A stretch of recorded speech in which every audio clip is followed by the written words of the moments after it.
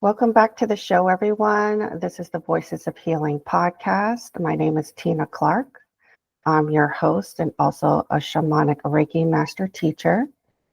Today's guest is Marcus Robbins. I'm really looking forward to hearing his story. He's been through a lot and he came out at the end of the tunnel, so to speak. So he's going to share his journey with us and how he was able to overcome addiction and actually found a very spiritual journey now that he is on. And welcome to the show, Marcus. Hey, hello, and grand day. Thank you for having me and sending many blessings and empowerment of the love within to everybody. So tell us a little bit more about yourself. What do you do? And then you can walk us into your story. Yeah, absolutely. So my name is Marcus. I also go by Christolight as well. So you guys can call me either one, Marcus, Christo, or Christolight. And Christolight was just a spiritual name that came to me intuitively from within myself. And it came during a time where I started really going through some of the hardest times of my life, such as one of the hardest breakups that I've ever been through. And that name really became really prevalent for me back in 2022, 2023, when I had that transition from that relationship. And it was really the name that came to me from my higher self to start to embody and welcome in the signature and frequencies of, which is the Christ light within.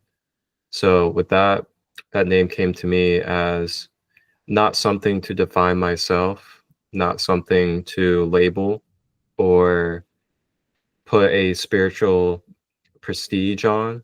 It's a name that came to be a reminder for all walks of life that the Christ light is within each and every one of us.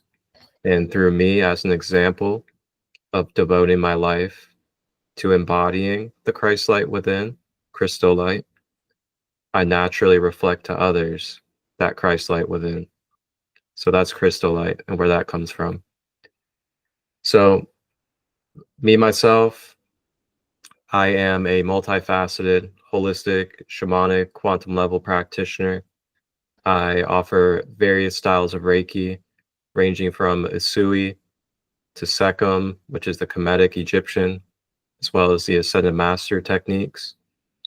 I am also a very, very wonderful teacher of the chakras. I do chakra balancing, chakra empowerment, as well as help people dive into each of their chakras to identify any blockages, overactivations, and other things that could be really causing resistance and imbalances within our mental, emotional, and physical reality. And along with that, I also am light language activated. So I do channel. I am a psychic medium. I connected with my father's uncle the first time. That was back in 2015 through automatic writing, actually.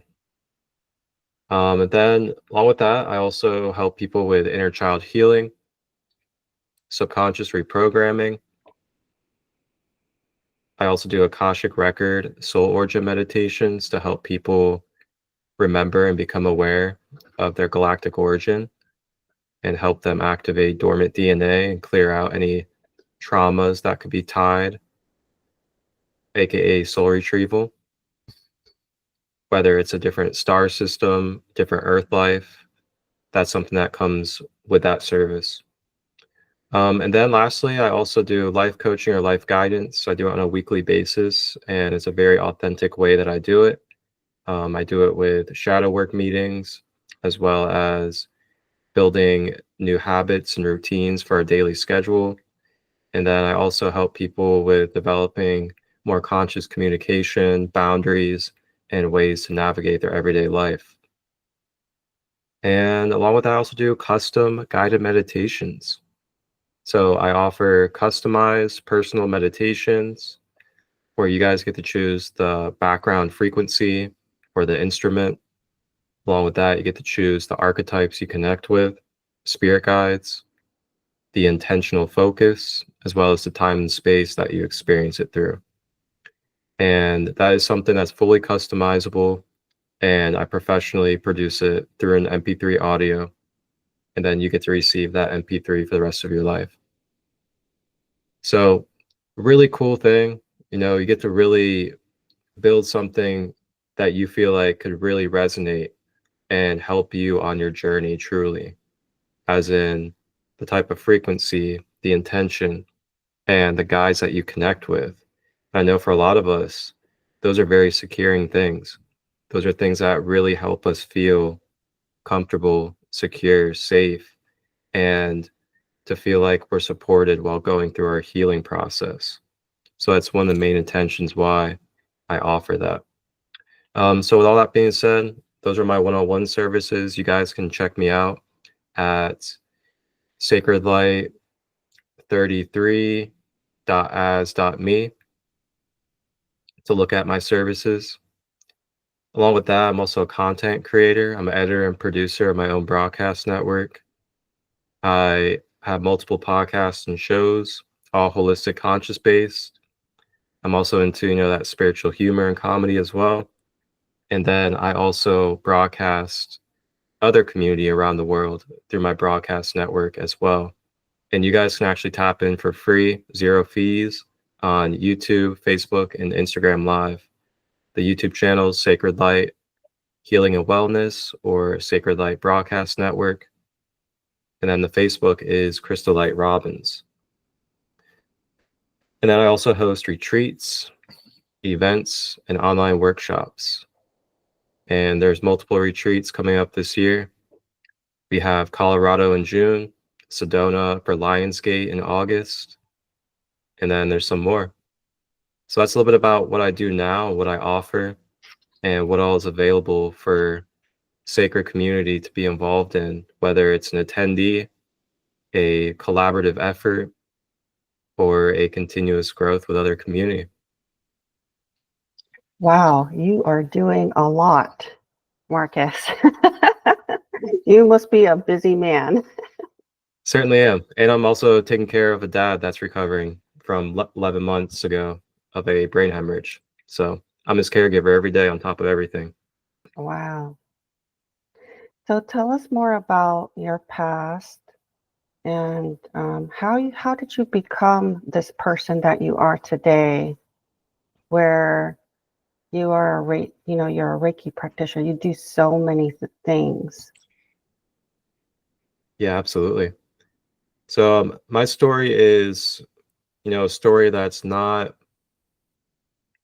too pseudo for all that it is that I do and that I'm embodied in today. And the reason why I say that is because my story is very relatable to the average human being, despite all that I do and all that I walk in today. And as you guys hear this story, whoever it is that's going to be tapping in live or not live, and as you listen to this story, I just want to invite you to try to view it from a standpoint of the ability to overcome, the ability to be able to change, grow, and heal. Because I lived a lifestyle that is not even close to where I am today. But as I'm sure some of you see me, feel me, and connect with me, you would never even guess that I'm someone that was in prison, was involved in selling drugs, and other things of that nature. So, with that being said, as I share this is just a testimony and a living walk of the power that we have spiritually to change, do better, and find a higher purpose for ourselves. So I'll go all the way back around high school. Well, I guess really junior high. In the beginning of high school, I started getting involved in drinking alcohol on the weekends with my friends. And then that turned into then smoking some weed. And then from there, it turned into me having parties at my house. My parents aren't home. And then from there, into me selling weed to my friends because I was the one that was able to get the weed from my friends. So then as that went on, I started really getting into addictive habits and behaviors surrounding getting high, drinking, partying, and things of that nature. So then as time went on, had these parties and was getting involved more and more in selling. And around the middle of high school, my parents had divorced. And when they divorced, it was kind of a reason that pushed me further into the streets. And one of the things that really just didn't settle well for me was that, my parents divorced, but then after they divorced, my mom had attracted abusive relationships into her life. And as a teenage son, that was really tough to see, especially when my father wasn't abusive. So to see my parents split and my dad not be of that nature and do those things, and then to see other men that were not my father doing that to my mother, it was very tough on me. So that pushed me further to be in the streets and to not be home, because when people are in that state of abuse, a lot of the times you cannot get through to them. So I had to learn that as a teenage son during that time. So that pushed me further into the streets, and I started resorting into getting high more, as well as basically creating family through the people in the streets. And I will say, I met some good people, and I was definitely respected and loved by many, whether it was in the streets or not. And this was kind of when I started facing jail time, and I was in and out of jail a couple of times during this period, drug abuse charge, possession, things like that. And in 2015, this was one of the biggest years of catalysts that happened in my life spiritually. 2015, well, I guess I'll say 2014 was when I started really studying and hanging out with my best friend at the time. His name is John, and he was a Reiki master already, also shamanic practitioner, and had a lot of connections. So he started naturally teaching me Reiki, chakras, breath work, and much more. And then I naturally started introducing that into my own space when I was at home. And then as I started doing that, I started having, more and more profound experiences, as in, 2015, when I'm in jail sitting on my rack in the middle of the night, I automatic write and channel for the first time my father's uncle. Along with that, in 2015, I was receiving a Reiki session, and I saw my Lyran higher self come to me through my mind's eye with my eyes closed in the middle of a Reiki session unintentionally. So that was when I discovered my soul origin, being a Lyran elder of all of humanity. Along with that, I also came into the remembrance through two different mediums that I had a past life as Ta'ankahaman, as well as a Navajo shamanic elder that went by Lion Dressed Elder Sensei. And with all of this being said, I still had addictive patterns in my human life. And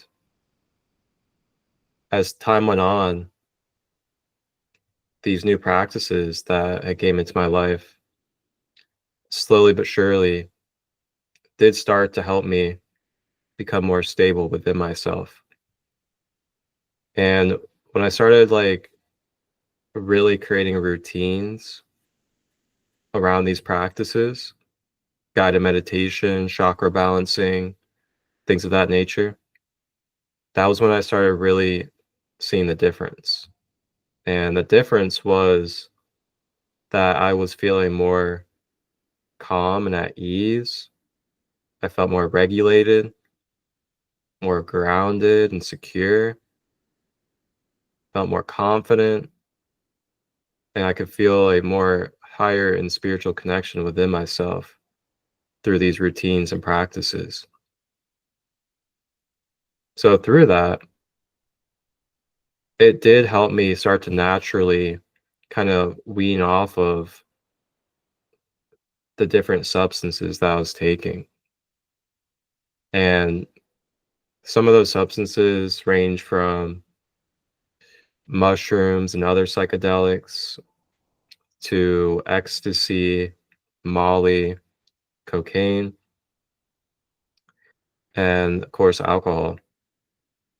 So I never got into the extra hard drugs like crack, meth, heroin, but it was all around me.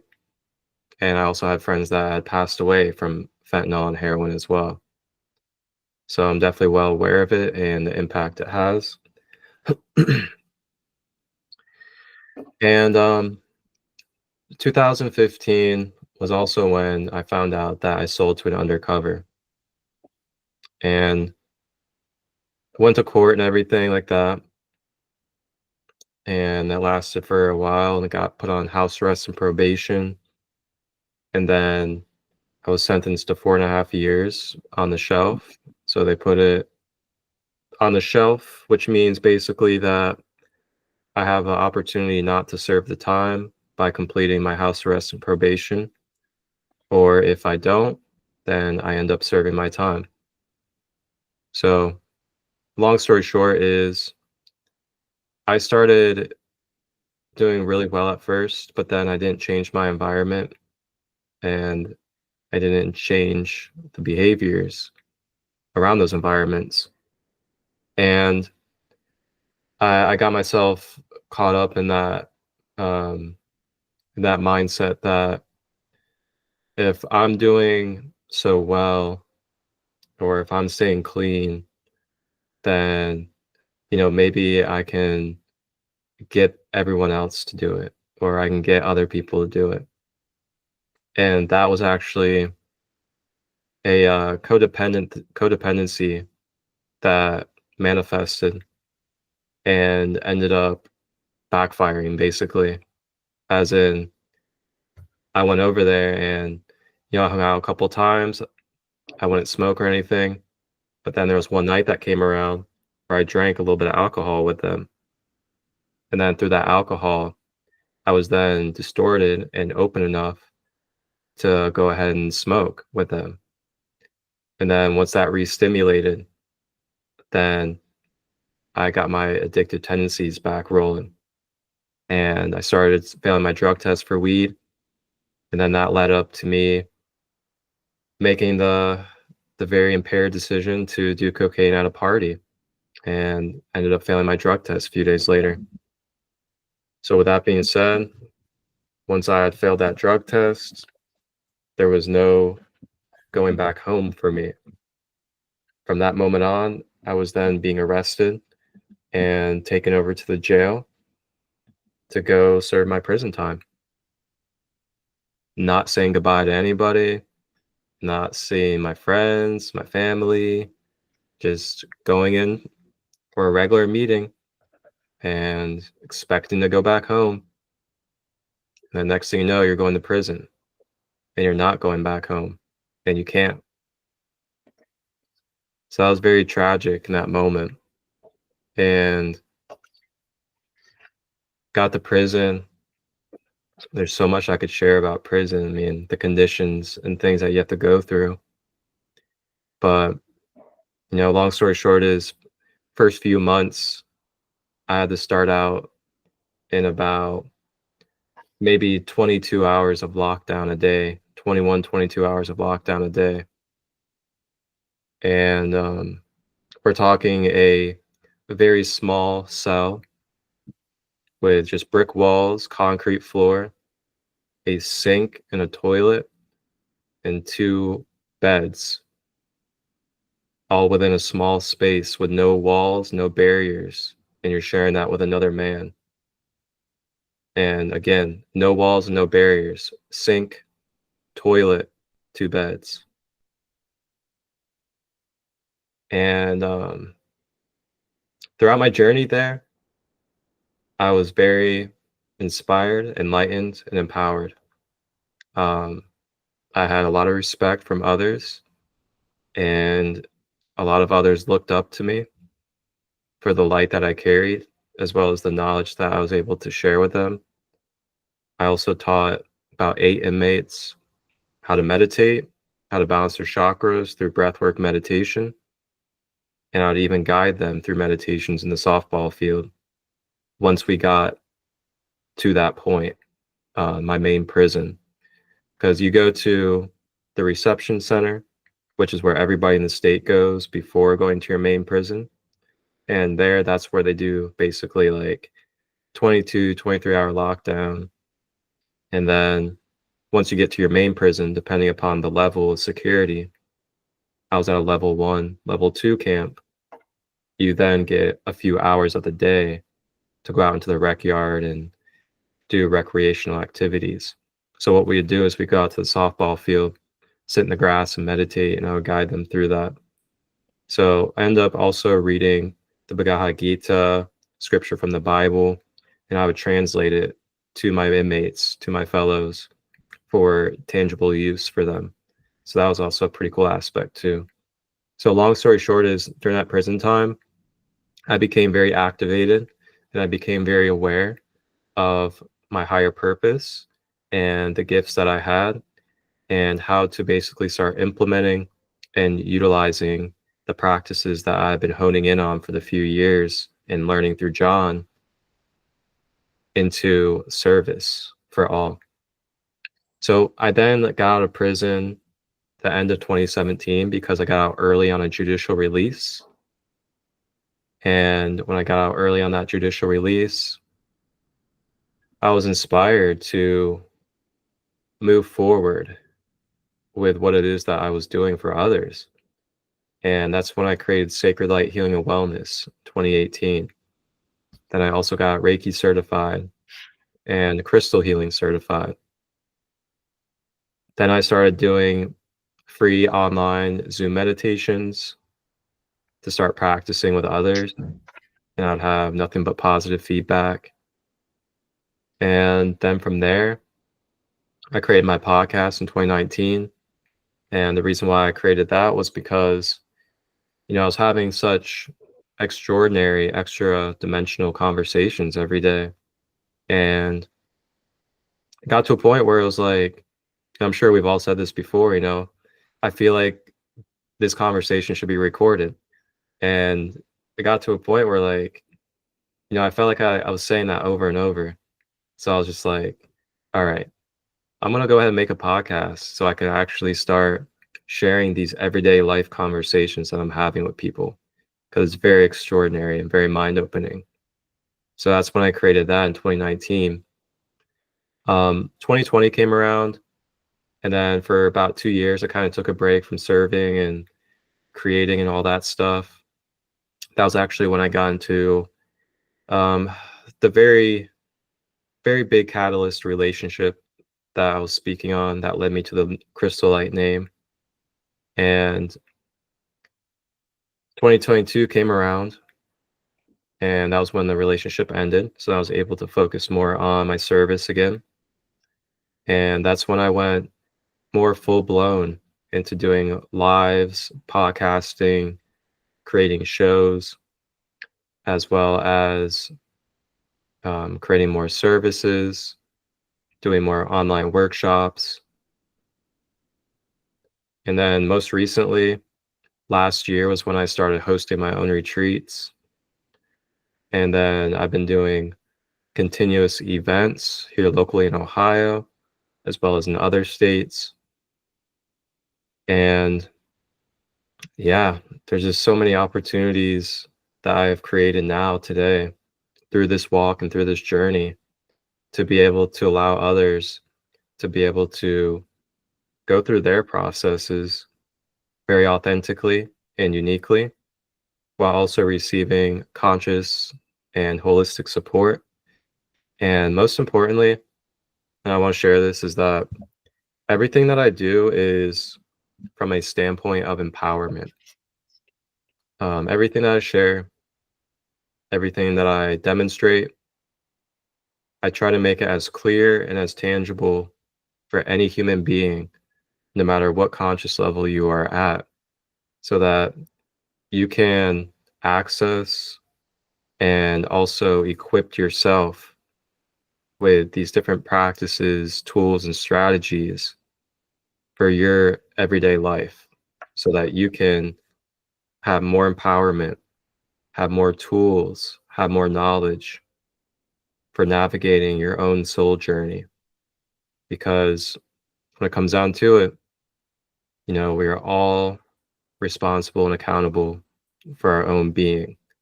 And I can't change you. You can't change me, but we can share with each other our experiences and the tools that we have and know, and give each other the opportunity to introduce them into our own experience. And through our own experience, we then process how we need to authentically to see if something resonates or doesn't resonate for our journey. So, yeah, that's a little bit about my journey, my backstory, and why it is that I do what I do and devote myself to this. And along with that, I I just really want to continue to create opportunities for people to know that they have that infinite power within, that they are connected to source, and that no matter what contrast they're going through in life, they still are connected and they have that eternal presence with them. Yeah, that is the universal truth right there. When you look back on your past and your time in prison, do you feel like it gave you an opportunity to really stop and reflect and practice some of the esoteric practices that you had been learning at the time?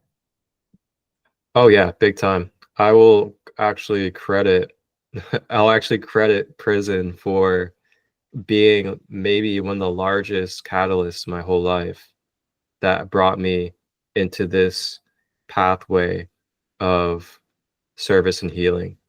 Because, when I got put in there, I was kind of like, it was kind of one of those make or break situations where, I either really dial in and I try to hone in on the power I have within myself, or I end up faltering to my environment, my surroundings, fear, things of that nature. And I didn't. I really honed in on that inner power that I had. And um yeah, it was really something special because, in that environment, it's very, very masculine energy, just very, forceful energy, very non-empathetic energy.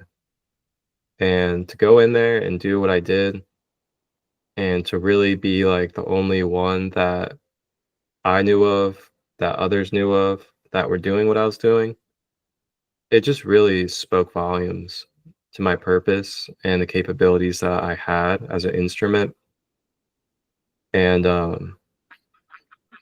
yeah. I think this is also a good example of how delving into your spirituality and understanding that you're a multidimensional being is very empowering.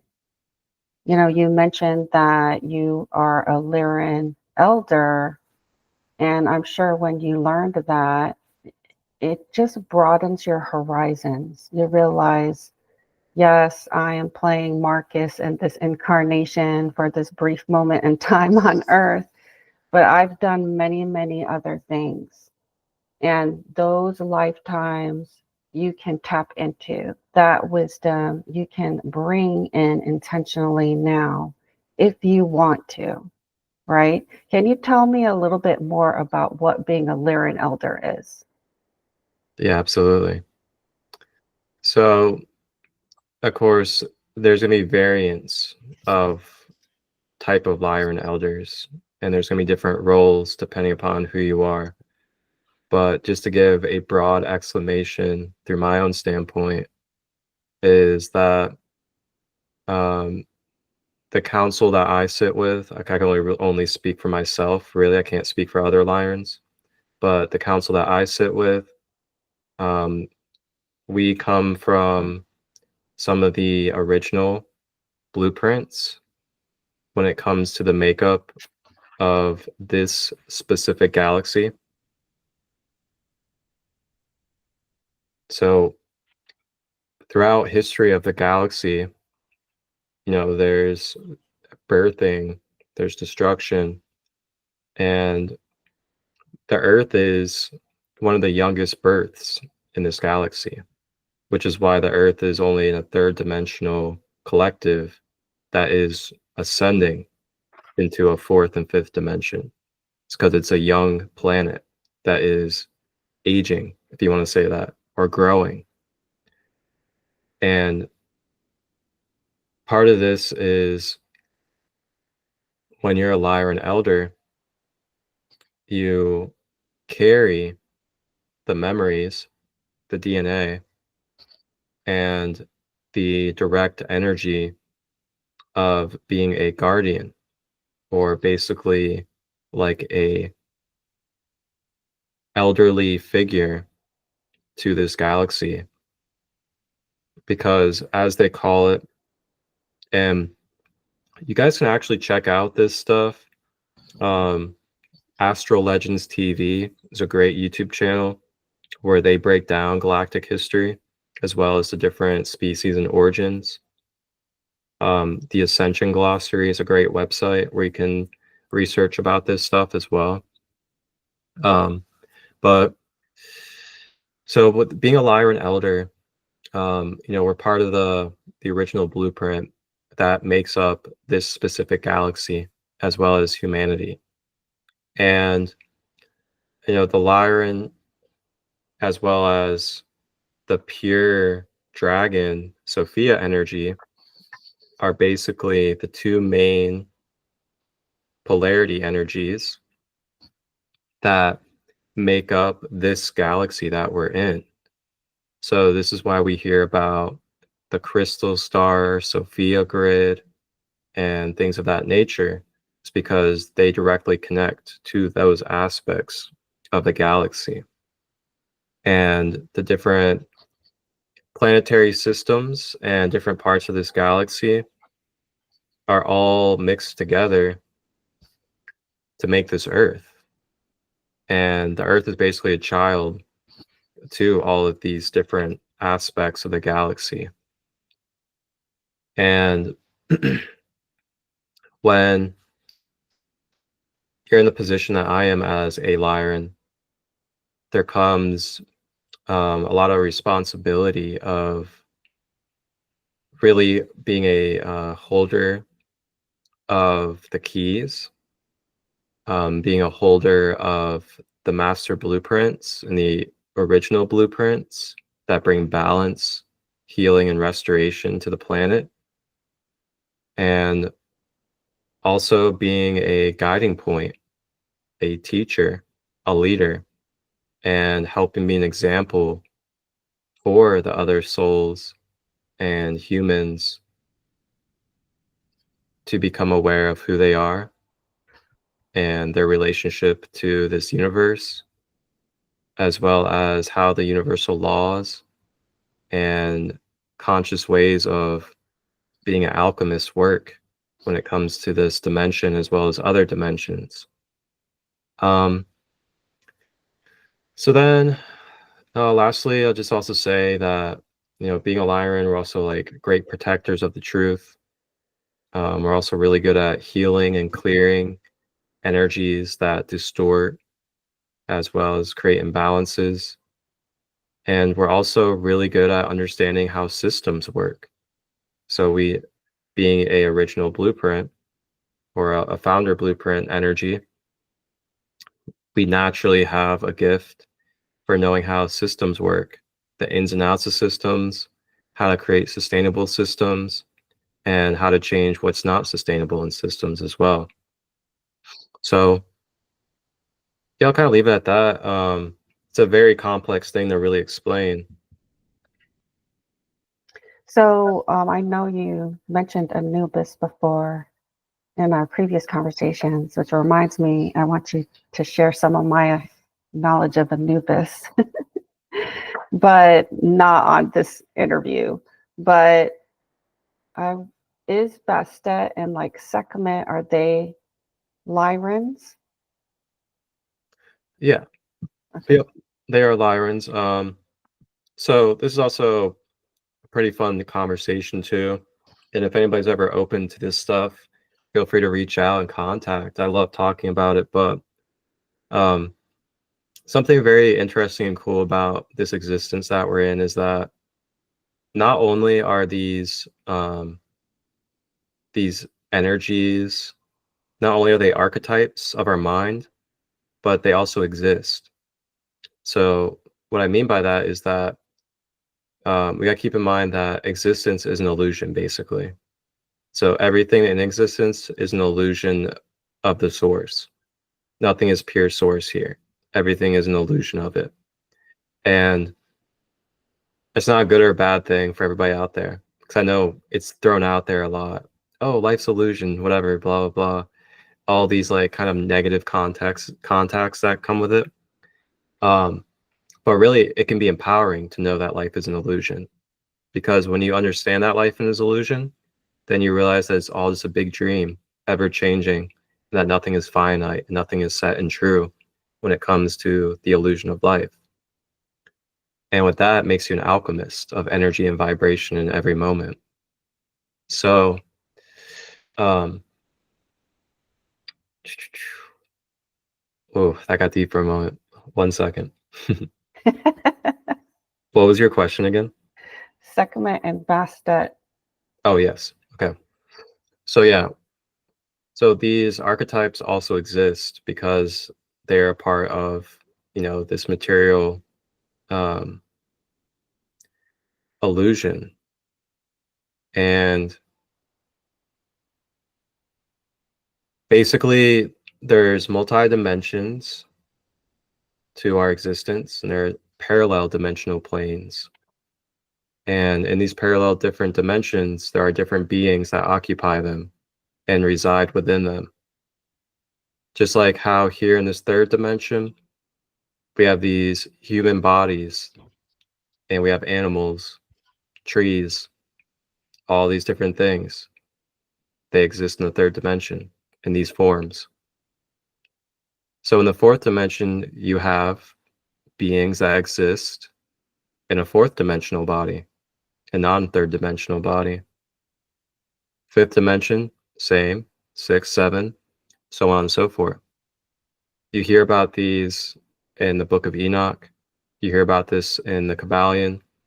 You hear about this in many other texts as well. The Bhagavad Gita talks about the parallel worlds, parallel dimensions, the different beings that are within each dimension, the angels and the archangels, things of that nature. So with that being said, a lot of these beings that you've seen depicted on the hieroglyphics, as well as, in South Central America, in the pyramid temples, when they're talking about a feathered serpent god and all these different beings, these beings actually exist in this universe that we're in, and they hold a archetype, they hold a signature of energy that they represent in the law of one, just like how we exist in this illusionary reality as human beings, and we carry an archetype and an energy of consciousness within us. So Sekhmet, Bastet, feline beings, they originate from Lyra. Along with that, same with the bird beings as well. The avians, such as Thoth, Horus, Ra, they're also birthed from the cradle of Lyra as well. And then from there comes the birthing of other races. And then you get many different origins from there: Pleiadian, Arcturian, Syrian, so on and so forth. And then something cool is that each archetype connects you to a different planetary energy, basically. So it's just like with Osiris. Osiris represents Orion. Isis represents Sirius. So when you're connecting with those archetypes, you're connecting with those planetary energies as well. And it's really fascinating. And last thing I want to say about that too is just keep in mind that these archetypes and these guides, it's not really primarily meant for worship. It's really more so of acknowledging their position, acknowledging their role in this existence and in your consciousness, and also remembering that it's all within your own consciousness and that you're not separate from it, and that it's all just guiding points to help reflect back to you the power that you have within yourself through messages. Yeah, I really see them as actual beings, like you said, that are teachers and guides. And they will come in. And if you meditate, the only way you're going to work with these beings is if you meditate and go within, or you shamanic journey, and that's why I love both of those modalities and practices, because it opens up your world and you realize there's more than just this.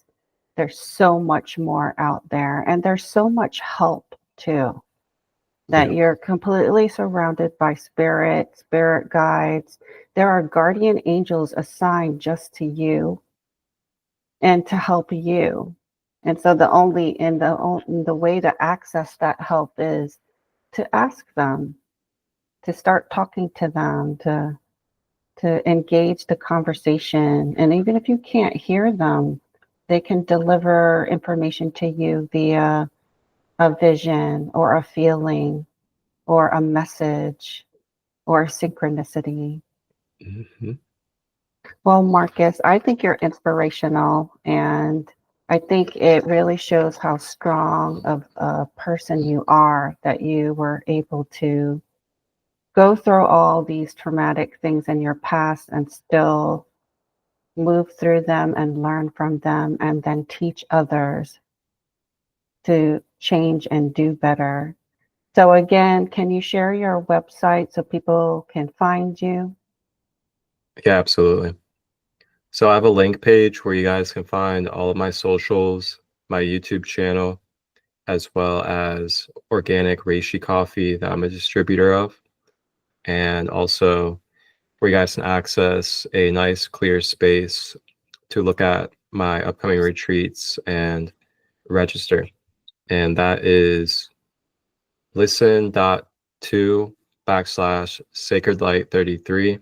So the way it's spelled out is LI period STEN period TO /sacredlight33. And on that, you'll find my socials, the YouTube broadcast network, everything else I had just mentioned. And then also You guys can reach out to me through email as well at marcustut23@gmail.com. And then I'll also go ahead and let you guys know too that I am hosting and leading a worldwide conscious community called the Sacred Kingdom. And we have a link page as well filled with different websites and links to our wonderful list of practitioners that we have available for you guys. And you guys can browse and look through our kingdom and see if there's any practitioners that resonate for you out of your own free will. And that's basically the same link page as the one I gave you guys, but instead of putting Sacred Light 33 at the end, you're just going to put Sacred Kingdom. So you guys can access that as well. And we're always open to new members of the community. If you would like to grow, build, and share your gifts with other conscious community. I know it's important during these times because there's a lot of us out there that struggle to find local community, to have conscious conversation, to talk about multidimensional channels that we're having and other extraordinary experiences.